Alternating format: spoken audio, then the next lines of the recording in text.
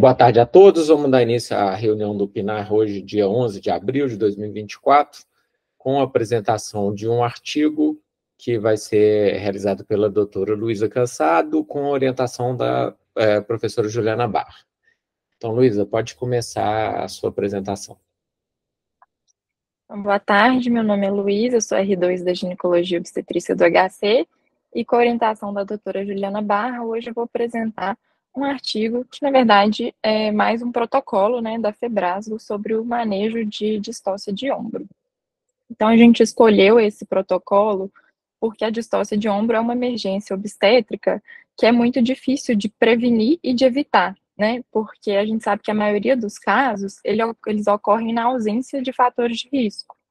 E então os profissionais que trabalham nessa área, eles têm que estar muito aptos a agir em tempo hábil para evitar e prevenir asfixia fetal, paralisia e morte. Então, a distócia de ombro, ela vem aumentando com o aumento da obesidade e da diabetes nas gestantes. É um evento que ocorre de 0,2 a 3% dos partos, e essa variação ela está muito relacionada à subjetividade do diagnóstico e a diferentes prevalências nas populações. Então, a gente estima que um RN tenha encefalopatia hipoxo-isquêmica secundária de distócia de ombro a cada 22 mil nascimentos. O diagnóstico da distócia de ombro e a gravidade deles são muito subjetivos, né? Então, faltam para a gente dados assim concretos mesmo para a gente conseguir fazer esse diagnóstico. Geralmente, esse diagnóstico ele é feito retrospectivamente, né? Então, quando a gente vê a quantidade de manobras, as consequências, né, que isso levou, que a gente vê a gravidade que foi aquela distócia. Existem alguns critérios que tentaram criar, né, para tentar objetificar mais esse diagnóstico, mas ainda faltam muitos estudos para validação deles. Então, quais são os fatores de risco para distócia de ombro, né? O principal fator de risco é a macrosomia fetal, mas a gente vê a dificuldade desse diagnóstico quando a gente vê que metade dos fetos, que a maioria dos fetos macrossômicos não evoluem para distócia e que metade dos casos de distócia acontecem com RNs no peso inferior a 4 quilos. Outro fator de risco é a diabetes mellitus, né? A gente sabe que com os fetos das mães diabéticas, além deles serem macrossômicos, eles têm uma distribuição mais centrípeta da gordura, né? Então, que também aumenta o risco da distócia, mesmo que eles não sejam macrossômicos, mesmo que eles tenham um peso menor do que 4 quilos, né? Além disso, a história prévia de distócia também é um fator de risco. Estima-se que ela aumenta de 10 a 25% da recorrência. A gravidez pós-termo é um dos fatores de risco também, porque à medida que a gravidez vai avançando, o feto vai ganhando peso, né? Então, entra mais ou menos naquela lógica do feto macrossômico. Os fetos do sexo masculino também são fatores de risco, porque eles têm medidas antropométricas maiores. E a obesidade materna e o ganho excessivo de peso durante a gestação também é um fator de risco. A gente vê que tem uma maior prevalência de gestantes com idade superior a 35 anos, né? E essas gestantes têm um maior risco de ter sobrepeso. Então, tudo isso culmina no aumento dos casos de distócia de ombro. Então, como que a gente vai manejar inicialmente essa distócia? A gente sabe que o limite de tempo que antecede o aumento de risco de lesão por asfixia é de 5 minutos. Então, a gente tem que estar muito atenta para agir muito rápido, né? Então, o protocolo coloca que nossa primeira atitude tem que ser comunicar à gestante, o acompanhante dela. Logo em seguida, a gente precisa chamar ajuda, e essa chamada de ajuda é do outro obstetra do plantão, é do enfermeiro, é do técnico de enfermagem, é do anestesista, todo mundo que a gente puder. A gente precisa começar a documentar e a cronometrar a nossa assistência, e a gente tem que fazer uma orientação contrária aos puxos voluntários. Além disso, eles colocam também que é importante a gente não tracionar excessivamente, né? A gente sabe que aquela manobra que a gente faz para soltar o ombro anterior, ela não precisa de muita força, então se a gente vê que está precisando de muita força, a gente para, porque fazer muita força nessa manobra aumenta o risco de estiramento do plexo braquial e de ruptura uterina. Não cortar o cordão umbilical antes de liberar os ombros, porque isso não contribui para a resolução da distócia e ainda reduz mais ainda a oxigenação do feto. evitar a episiotomia, exceto se necessário, né, principalmente em caso de manobras internas, e promover uma comunicação eficiente entre os membros da equipe. As manobras para distócia, elas têm evidências e eficácia muito escassas, assim. Então, cada protocolo, cada sociedade orienta que as manobras sejam feitas em uma sequência diferente. Mas, assim, no geral, as manobras, elas tentam resolver a distócia por meio de 3 mecanismos. Ou elas aumentam as dimensões pélvicas maternas, ou elas reduzem o diâmetro biacromial fetal, ou elas modificam a relação entre o diâmetro biacromial e a pelve óssea. Então, sobre as manobras, né, a falha da manobra de cabeça-ombro na força habitual é indicativa de distócia e da necessidade de manobras específicas. A primeira manobra que a gente realiza é a manobra de McRoberts, que é uma manobra muito eficiente, e ela pode ser realizada em conjunto ou não com a manobra de Rubin 1. É uma manobra eficiente e pouco invasiva, né? A manobra de McRoberts é a hiperextensão das pernas e das coxas. Associada a McRoberts, pode ser feito o Rubin 1, que é uma manobra geralmente executada por um auxiliar, que vai estar do lado do dorso fetal e vai fazer uma compressão suprapúbica em direção inferomedial, né, com o objetivo de soltar esse ombro anterior. Em seguida, se essas duas manobras não tiverem êxito, a gente pode evoluir para a manobra de Jacquemies. A manobra de Jacquemies é uma manobra que também tem alta taxa de sucesso, e nessa manobra a gente entra com a mão dentro do canal vaginal, aprende o braço posterior e desloca esse braço adiante do tórax fetal, promovendo a liberação do antebraço. Pode ser que seja necessário uma episiotomia para realizar essa manobra.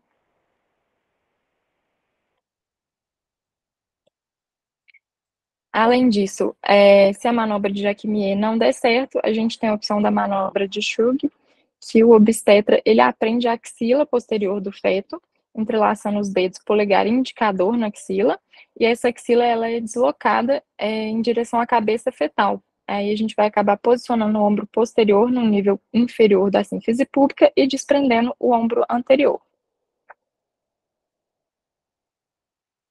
Outra opção que nós temos é a manobra de Mentigolo, que ela auxilia, quer dizer, que o auxiliar flexiona a cabeça fetal em direção ao ombro anterior e o operador, ele vai entrar também com as duas mãos dentro do canal vaginal, né, com os 2 dedos médios ele vai posicionar na axila do feto e vai executar uma tração. Essa manobra, além dela ser uma tentativa de liberar o ombro, ela também ajuda possivelmente numa manobra de rotatória interna, que, né, pode ser que a gente precise fazer posteriormente. Se de tudo essas primeiras manobras não derem certo, a gente tem as manobras secundárias, né? E o protocolo ele coloca que as principais manobras secundárias são a manobra de Gaskin e as manobras de rotatórias internas. É importante a gente falar que essa manobra de Gaskin e essa posição que eles falam posição do corredor, né, na largada, elas também não é um consenso, né, entre todos os protocolos. Então, sobre as manobras de rotação interna, a primeira que a gente deve tentar é o Rubin 2, né, que a gente coloca a mão atrás do ombro anterior e tenta fazer a adução. Se a gente não conseguir liberar o ombro com a manobra de Rubin 2, a gente vai para a manobra de Woods, e a gente mantém essa mão, né, do Rubin 2, mas a gente coloca a outra mão na parte anterior do ombro posterior e tenta girar os dois ao mesmo tempo. E caso o Woods não dê certo, a gente tem a opção da manobra de Woods reversa. A gente vai tirar a nossa mão que está no ombro posterior, vai pegar a mão do ombro anterior, levar para posterior, para a parte posterior do ombro posterior e vai tentar fazer a rotação no sentido contrário. O protocolo, ele coloca para a gente um mnemônico para ajudar mesmo, né, na sistematização, assim, desse atendimento da distócia, que é o mnemônico alerta. Então, ele fala que no A, a gente precisa chamar ajuda, avisar a paciente e chamar o anestesista. No L, a gente precisa levantar os membros inferiores, que é a manobra de McRoberts, né? No E, ele coloca como externo, que é a pressão suprapúbica, manobra de Rubin 1. O outro ele coloca para a gente considerar a episiotomia, porque a partir de agora pode ser que a gente precise fazer as manobras internas, né? O R, de remover o braço posterior. O T, de toque para as manobras internas, que aí são Rubin 1, Woods e Woods reversa.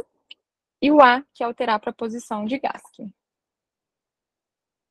Além disso, o protocolo ele também coloca para a gente o mnemônico, que é a saída, que é para sequenciar as manobras, mas com a paciente na posição vertical. Então, ele fala que o A é a mesma coisa, né? Tem que chamar ajuda, avisar o paciente, anestesista, mas ele coloca ainda que tem que aumentar o agachamento, que é a manobra de McRoberts modificada. O S é de pressão suprapúbica externa. O A, alterar a posição para 4 apoios, né? Então, lá atrás a gente tinha o Gaskin como, né? Na última colocação aqui, ele já coloca o Gaskin antes. O I é de manobras internas, D de desprender o braço posterior, e A é avaliar as manobras de resgate. Então, o que são as manobras de resgate, né? Depois que a gente já passou de todas as primeiras manobras, as manobras secundárias, as manobras de resgate são realmente quando a gente já está já não conseguiu, né, resolver a distócia com todas as manobras tradicionais. Então, a gente tem a opção da fratura de clavícula, que a gente traciona a clavícula até ela quebrar. É um procedimento que eles descrevem como um procedimento difícil e pode ser associado a outras lesões.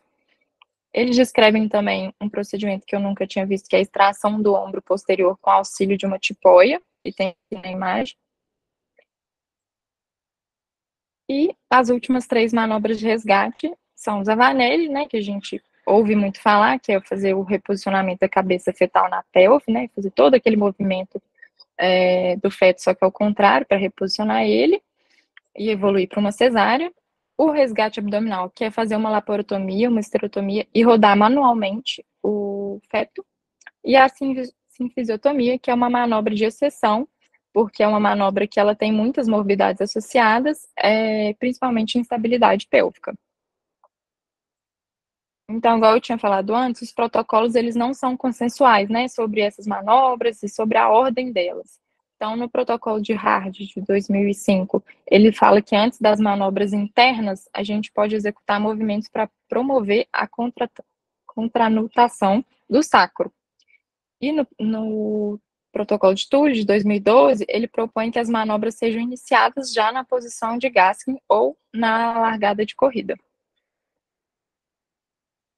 Então, quais são nossas possíveis complicações da distócia, né? Porque a distócia ela pode ter complicações tanto para a mãe quanto para o feto. Então, as complicações maternas principais são hemorragia após o parto, por atonia ou por laceração, diástase da sínfise púbica e lesão do trato urinário. Já as complicações fetais, elas incidem em 5% dos casos, mesmo quando o tratamento é adequado.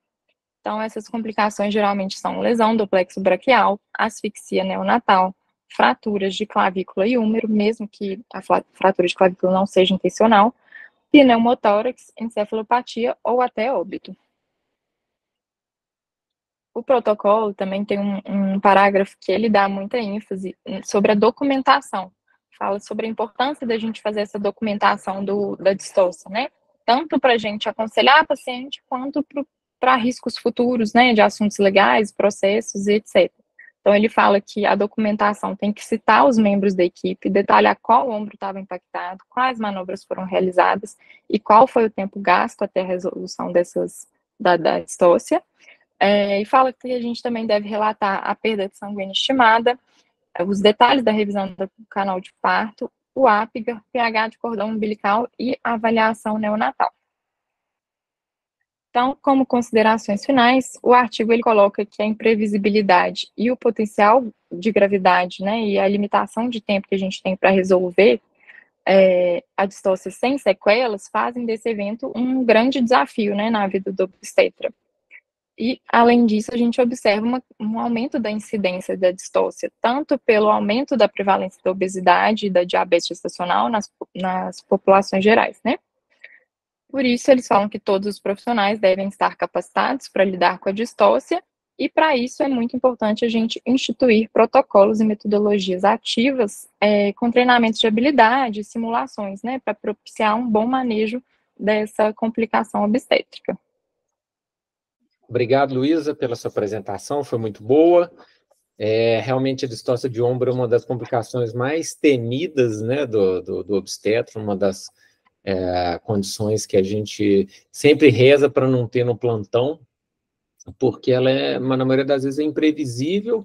Felizmente, na maioria das vezes ela vai resolver com as primeiras manobras, mas quando não resolve também é um estresse danado, é uma catástrofe, demora para o feto sair, pode ter uma série de complicações, como você mostrou.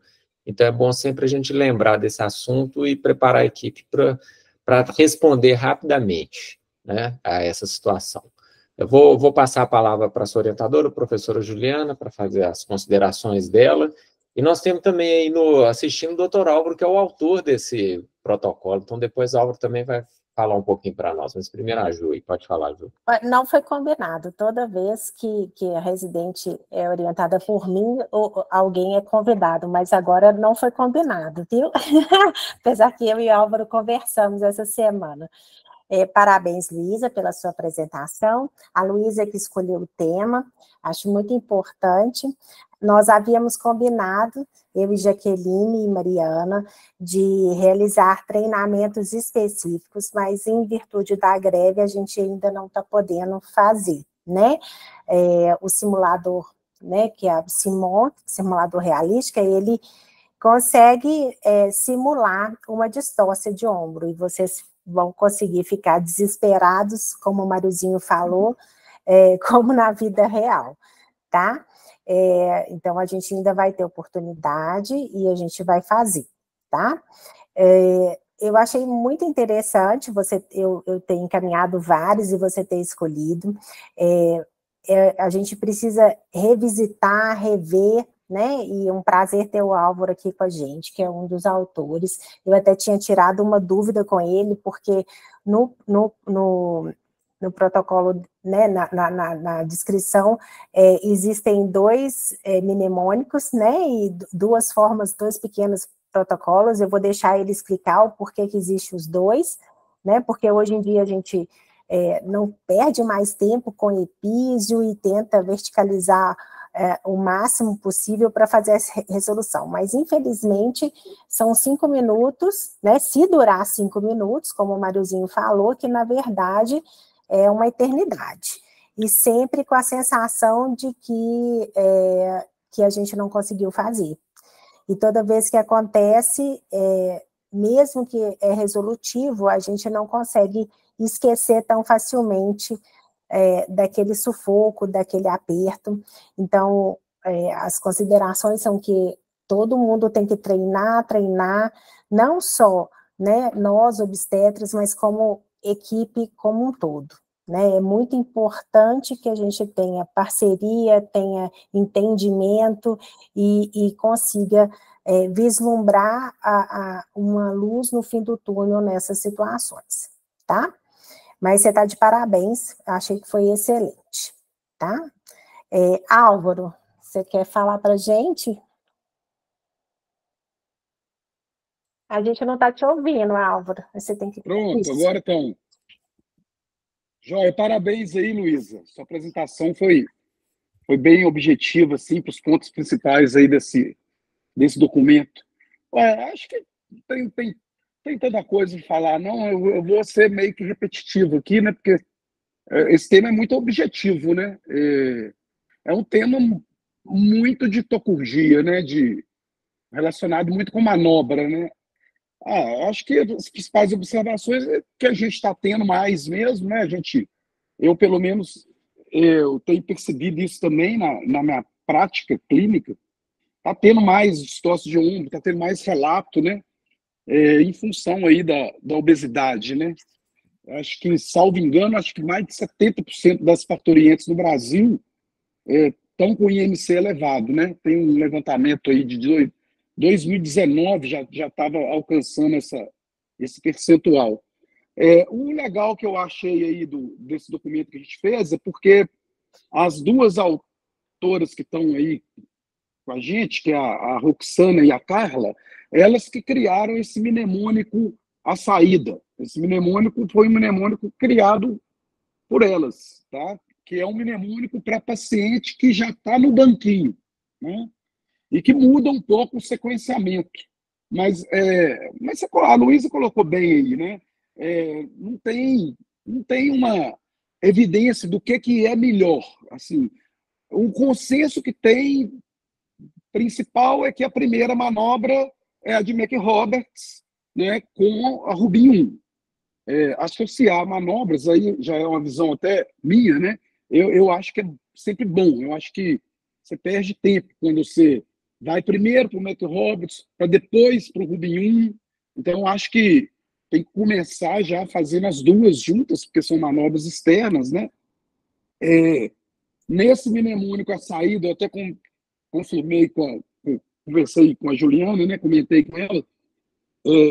Os dois casos que as pacientes estavam no banquinho, aí no Hospital das Clínicas, todos dois, que eu fui para essa primeira manobra, que é o agachamento, elas não conseguiram ficar agachadas, sem suporte. Então, a gente já foi para o GASC, que é o que esse mnemônico à saída traz de principal diferença em relação ao alerta, porque o alerta é para paciente deitada, né?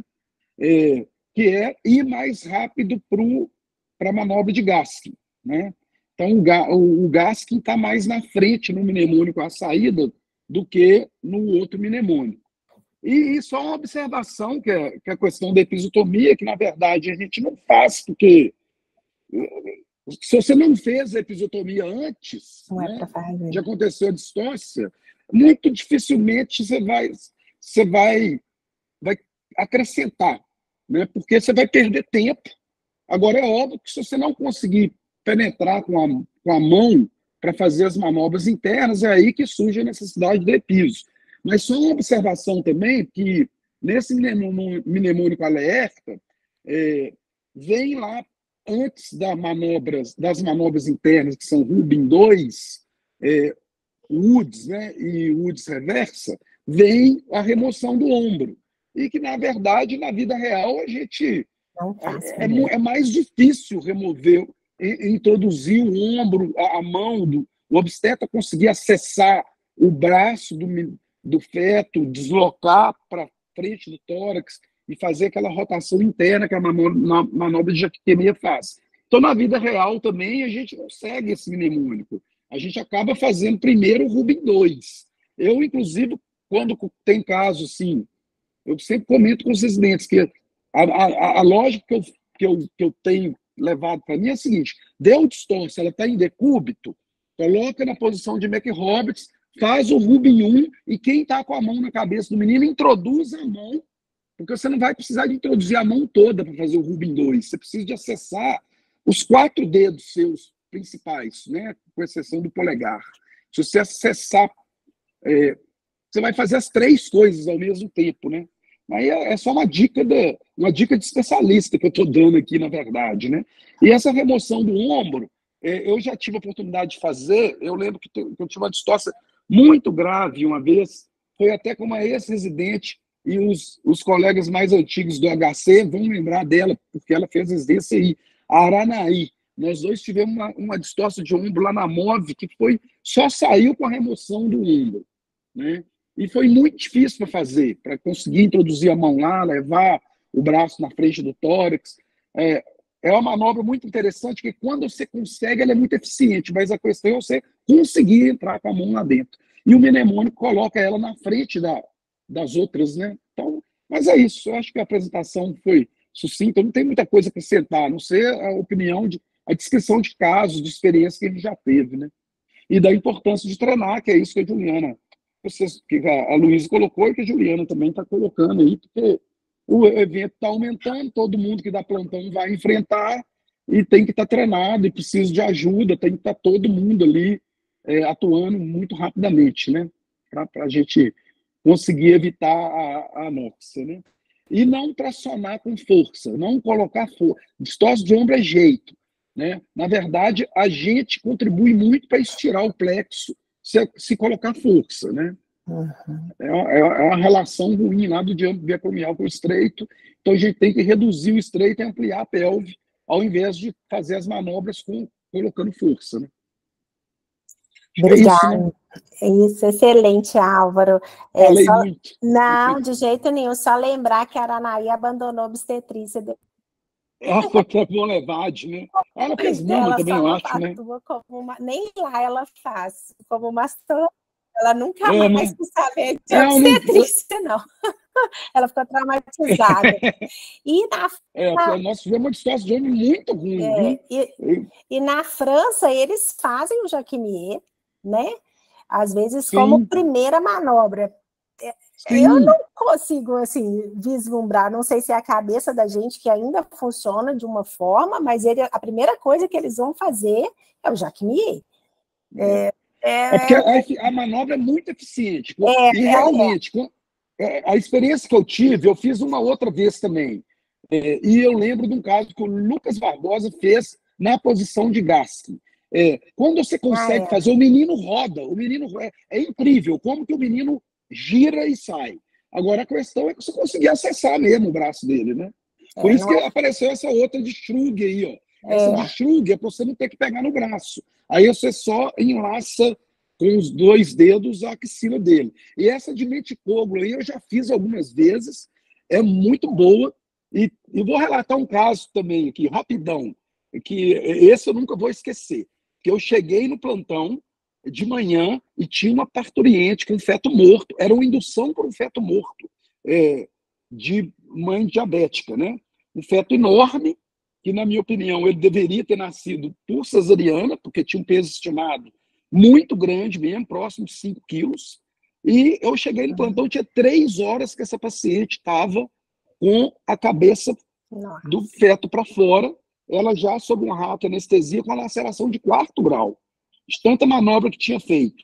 Aí eu passei uma sonda nasogástrica e fiz essa manobra da tipoia, que é uma manobra descrita muitas vezes para esse tipo de situação. Que a gente tem que lembrar que tem muito feto morto também, né? Que você vai enfrentar como distorce. Então, essas manobras aí de última instância, elas são muito mais para o feto que já foi a óbito do que para o feto vivo, né? Apesar de ter vários relatos de manobra de Zavanelli com feto vivo, inclusive a Inessa, né, que é presidente da Sojimiga, ela conta que uma vez ela fez uma manobra de Zavanelli e deu certo, mas que ela fez no susto e foi a primeira coisa que ela tentou, né? E o menino nasceu bem. E o menino, né?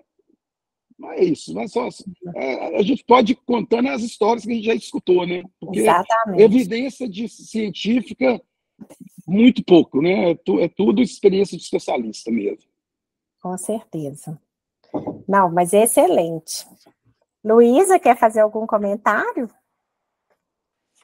Não, eu acho que é isso mesmo, assim, quando você mandou vários artigos, eu estava até no quarto lá dos residentes, aí eu falei com as meninas, vocês preferem escutar sobre isso ou aquilo? Aí as meninas falaram, não, fala sobre distócia, porque é uma coisa assim, que às vezes a gente acha que a gente já sabe, né, que a teoria realmente a gente sabe, mas é importante a gente ficar revisitando as manobras, né, frequentemente, porque a gente realmente vê que tem aumentado a frequência, né? E eu acho importante também a gente fazer aqueles cursos, né, aquelas aulas que você já promovem pra gente no laboratório, Mariana também, né? Aqueles cursos da Sojimig também, que ensinam muito bem esse tipo de coisa, que é uma forma da gente treinar sem ter aquele estresse todo da hora, né? Isso mesmo. Beleza, gente. Achei muito produtiva a reunião. Eu também já tive fratura de clavícula e fratura de úmero com Cidion, quando eu era residente. Então, realmente é bem dramático o caso. Mas achei que foi ótima, muito produtiva. Semana que vem a gente vai ter, Álvaro, já vou até te convidar, a gente vai discutir o protocolo de hemorragia pós-parto que você ajudou a escrever lá da maternidade. Protocolo. Beleza. Então, já fica o convite para todo mundo. Semana que vem, então, nós vamos falar sobre o novo protocolo lá da maternidade, que é muito semelhante aos que existem da FEBRAS, que o Álvaro ajudou, o Gabriel também, mas só para a gente ficar com o nosso protocolo em dia. Então, tá, a gente agradece a presença de todos e até semana que vem. Até a próxima. Obrigada, boa noite. Obrigada. Boa noite.